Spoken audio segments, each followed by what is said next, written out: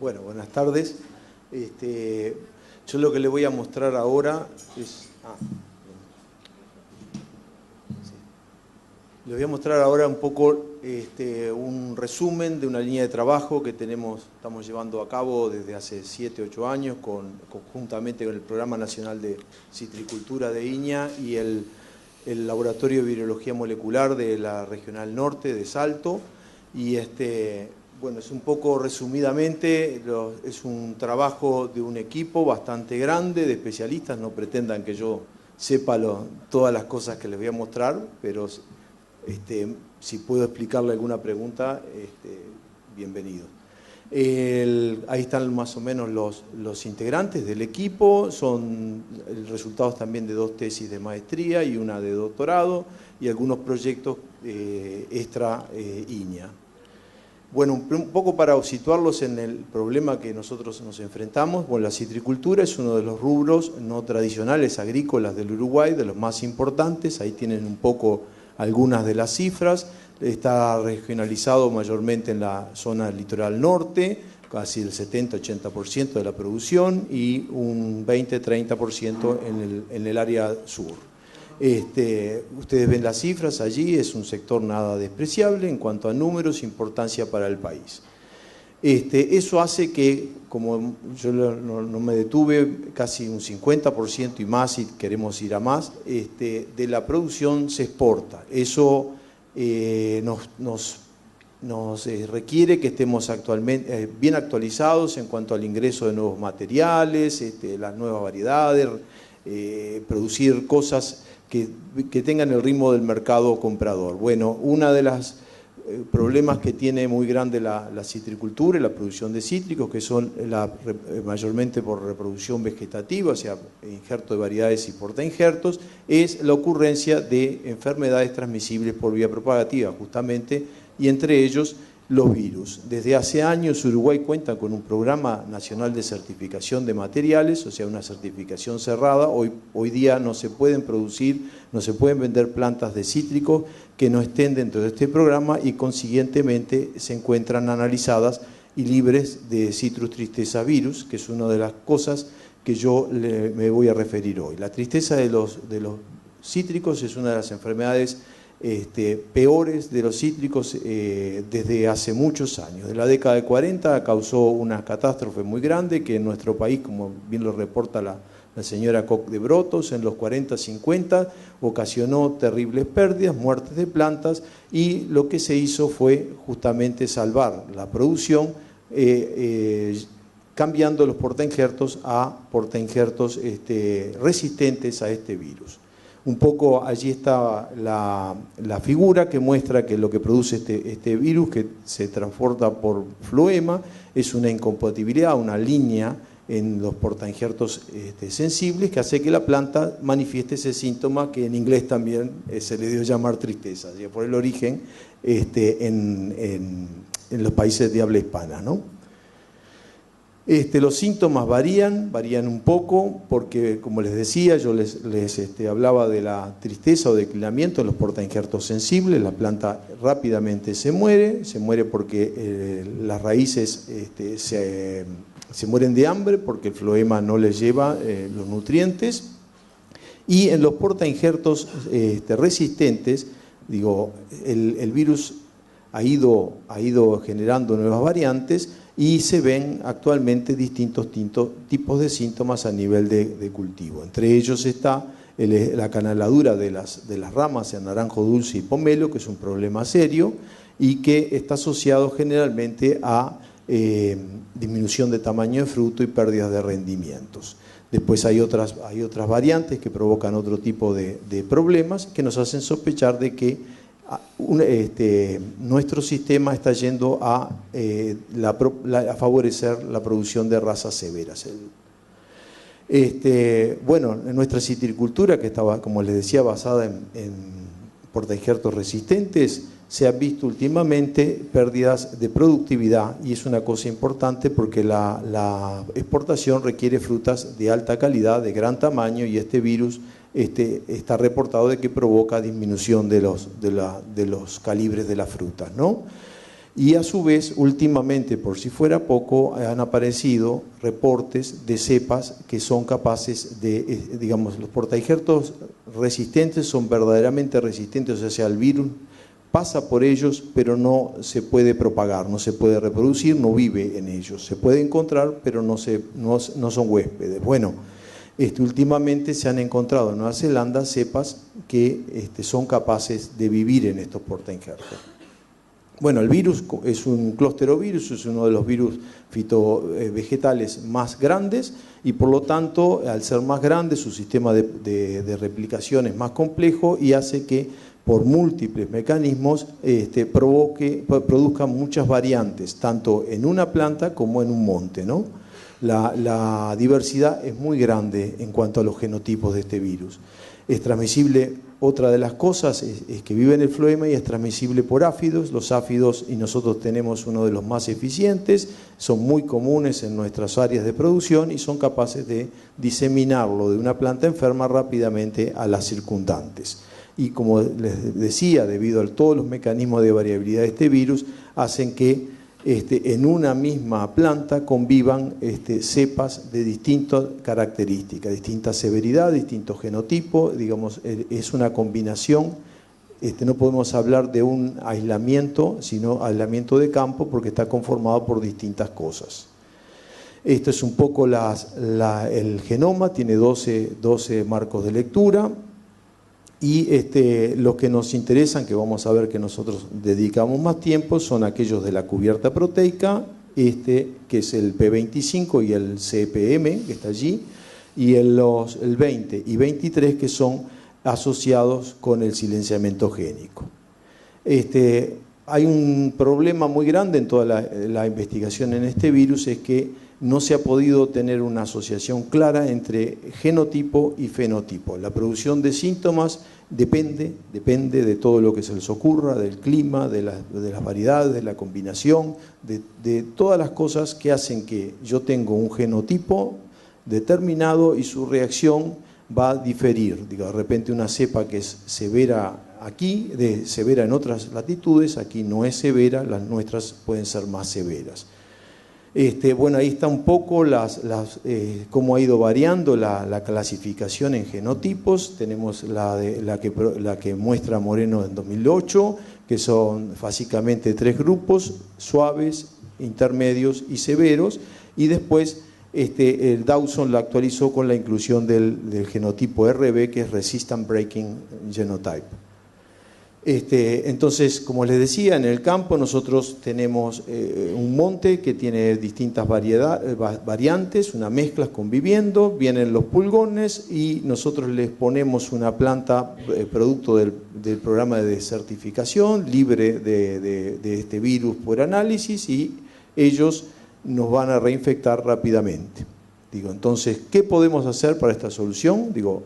La solución ha venido, digamos, ya hay ejemplos en otras partes del mundo, es justamente hacer lo que sería groseramente un sistema de vacunación, lo que se llama protección cruzada o preinmunización, entonces, que ya está de uso comercial en distintas regiones citrícolas del mundo, y que este mecanismo de protección cruzada hay varios, dependiendo del virus y el huésped. En el caso de tristeza es justamente ARNs de interferencias que inciden en el silenciamiento génico, o sea, la planta, el virus tiene un mecanismo en el cual impide que ciertos genes de defensa de la planta se expresen, entren en ejecución, y por eso prospera. Bueno, nosotros a través de la protección cruzada nos vamos a valer de cepas que no interfieran con ese silenciamiento génico y por lo tanto la expresión de síntomas no sea tan grave. Bueno, este es un poco el mecanismo que nosotros seleccionamos, es identificar aislados suaves. ¿Cómo los identificamos? En un monte donde hay especímenes muy afectados, buscamos plantas sanas, que eso nos da una pista de que podría estar funcionando esta protección cruzada. Las estudiamos, evaluamos su comportamiento y después aquellas que son más propicias las utilizamos inoculando el material que va al campo, ¿no?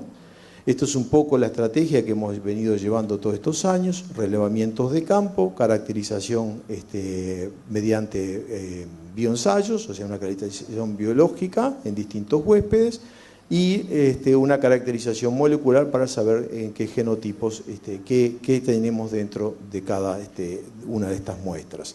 Después, una vez que determinamos algunos aislamientos de campo, mezcla, con buena capacidad, o sea, promisorios, lo que hacemos, está mencionado también en la literatura, que los pulgones, mediante una técnica que se llama inoculación, transmisión mediante único áfido, con un áfido solo podemos filtrar cepas de esa mezcla que tenemos dentro de un aislamiento de campo. Y por último, una vez que la evaluemos esa cepa, vamos a confrontarla nuevamente con el huésped y con el virus no agresivo para ver si es capaz de proteger. Bueno, ¿qué hemos hecho? Tenemos 2 relevamientos, uno que lo comenzamos en el 95, cuando comenzamos con esta línea, y después otro del 2000, donde tuvimos más o menos 38 aislados. Esos relevamientos, lo primero se hizo una caracterización biológica que está estandarizada, son 2 huéspedes, están allí, yo no voy a describir cada uno de ellos. Uno es justamente la combinación que produce la tristeza o declinio, y después los otros que son los que producen la caneladura o pitting, y diversas combinaciones que nos dan a 11 grupos distintos según Garney. Ahí ven algunas fotos donde están los síntomas que se observan en invernaderos en condiciones controladas, o sea, es otra de las cosas que tenemos que mantener estable. A ver, aquí se apagué, ahí va. ¿Qué nos dieron estos primeros relevamientos de 38 aislados? Bueno, en cualquiera de los 2, ustedes si suman en el de la izquierda moderados y fuertes, los parámetros, las cifras son más o menos las mismas, andamos alrededor del 70% de aislados de campos severos, que era más o menos lo que pensábamos y lo que pensaba la mayoría de la gente que está en citricultura, que estaba ocurriendo en el campo, ¿no? Cuando hicimos la caracterización molecular, yo les mencionaba, elegimos 3 genes que están relacionados justamente con el mecanismo que nosotros queremos estudiar, que es el de la cubierta proteica P25, P20 y P23. Y lo que se hizo fue, en algunos casos se hizo clonación para saber los genotipos en algunos de los aislamientos de campo que existían, y en otros lo que se hizo justamente es hacer un PCR y estudiar la composición de los 3 de los amplicones que estaban en esos 3 genes, ¿no? Esto es un poco algunas de las bandas que obteníamos con los aislados. Y lo que notamos justamente fue que el tema, como era de esperar, era complejo. En una misma planta, en un aislamiento de campo, hay distintos aislados que tienen distintos genotipos, que corresponden a distintos genotipos, y eso es un poco, yo no quiero abundar en el tema, pero la cosa no es tan fácil, y lo que nosotros encontramos fue que, a ver, un poquitito, nosotros encontramos que había algunos que no correspondían a la clasificación inicial, que la gente del laboratorio de virología molecular lo dio a llamar nuevo clado, que justamente es algo que está ocurriendo en esta zona, en Argentina y en Brasil, también tienen más o menos aislados con esta misma característica, y ellos hicieron un ejercicio utilizando distintos programas en los cuales trazaron un poco la ruta en base a información de internet, de genética, un poco la ruta que había tenido ese nuevo clado para llegar a nuestra región. Otra de las cosas interesantes que encontramos allí, interesante para nosotros, pero para la producción no es nada bueno, es justamente la presencia de aislados que tienen genotipos que corresponden al resistant breaking, que es algo lo que tenemos que preparar, y que justamente es una de las líneas de trabajo a futuro nuestra, es ver qué pasa con esto, qué están haciendo, qué potencial tienen estos genotipos corresponden al resistant breaking. Hicimos un relevamiento masivo, esto era con 30 muestras, 38 muestras, y también corroboró que una de las cosas que era la producción los montes comerciales estaban un alto porcentaje de infección con este virus, y que justamente coincidía más o menos con la estructura, ahí tienen en un gráfico de PAI, que el nuevo clado era un poco el que predominaba en esta región, y el resistant breaking con un 3,6% también, ¿no? Por último, lo que hicimos fue la separación mediante áfidos. Voy a ir rápido porque ya sacaron la tarjeta allí. Lo que se hace es justamente los aislados de campo que nosotros pensábamos que eran promisorios. Criábamos colonias de áfidos libre de virus, digamos, limpios, y esos áfidos individuales los poníamos a alimentar de los genotipos que nosotros queríamos estudiar, y se hacía todo un set de indicadoras para que ellos la transmitieran, hicieran la separación, digamos, de esa mezcla. Ahí no lo vamos a ver, ni yo lo veo desde acá, pero más o menos obtuvimos 40 subaislados de los aislados iniciales promisorios, y los caracterizamos biológica y molecularmente, y encontramos 3 clases, una que es severa, ustedes ven los síntomas, esto es en Lima mexicana, que es el indicador tipo para este virus, y después un grupo abajo que son los síntomas o pocos síntomas, estaban infectados, o leves, que eso eran los que nosotros queríamos seguir adelante con ellos. Ahí están más o menos las siglas de esos 5. 2 de ellos fueron los que justamente después de análisis posteriores son los que siguen en carrera, y son los candidatos para incluir en test de desafíos de protección cruzadas, que es lo último que les voy a mostrar y ya me voy. Es justamente, estamos tratando a través de un proyecto INIA, evaluar justamente la capacidad protectora de estos aislados frente a cepas similares de donde fueron sacados, porque no se pueden, digamos, es muy específica la protección entre cepas, ¿no? Y por último, que es la tesis de doctorado de la colega Leticia Rubio, de INIA Salto Grande, justamente ver el efecto de ese aislado, de uno de los aislados RB que identificamos, cómo es frente a distintos portainjertos y distintas combinaciones de variedades que nosotros son interesantes para Uruguay. Y bueno, creo que me pasé unos minutos, pero bueno. Está muy bien. Muy bien. Gracias, Diego. ¿Tenemos tiempo para alguna pregunta? Diego, ¿qué probabilidad tenés de que el aislamiento que se seleccionó como suave pueda el día de mañana tornarse peligroso? Que es una de las hipótesis que manejaba Roy Tucker, uno de los que tú mencionaste. Sí, esto es permanente, digo. Yo creo que este tipo de estrategia hay que seguirla, digamos.